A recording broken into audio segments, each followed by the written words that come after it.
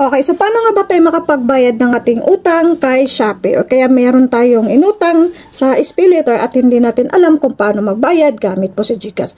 Okay, so sa video ito mga lalabs, ituturo ko po sa inyo step by step kung paano tayo makapagbayad ng ating SPayLater gamit po yung GCash account natin. So una po, punta tayo sa ating pinaka-dashboard ng ating Shopee account.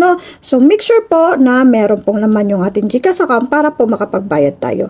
Okay, so dito punta tayo sa ating pinaka-dashboard ng ating Shopee account. Dito, punta tayo sa Me, yan sa baba.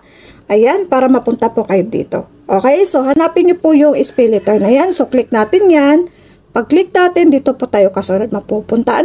So, dito, kung mapapansin nyo, overdue nyo sa akin. So, meron pong konting interest na po to, merong penalty na siya. So, click nyo po yung P-bill na yan. So, pag-click po natin dyan, dito po tayo mapupunta kasunod. So, siya nga pala sa mga bago lang po, naligaw sa channel ko, baka naman pwedeng maglambing sa inyo dyan, baka pwedeng pakisubscribe, pakilike kung nagustuhan nyo po ang video nito, ay malaki pong tulong po sa channel ko. Marami po salamat in advance. So, dito naman po ay click lang po natin si Pay Now. Okay, Pay Now tayo.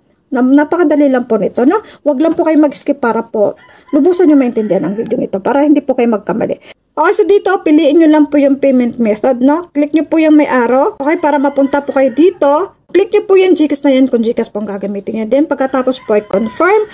Okay, pagka-confirm nyo po yan, dito po kayo mapupunta, So, confirm natin. Confirm na. So, makikita nyo yan. Payment center, e-wallet, GCash na siya. Then, confirm. Pagkatapos po, ito yung makikita ninyo. Ayan. So, pay na natin. So, ganoon lang po siya kadali mga lalabs. So, pagkatapos ng pay, ito po yung makikita niyo. So, dito ilalagay niyo po yung number ng yung GCash number yung GCash niyo dito, then mag-next na kayo.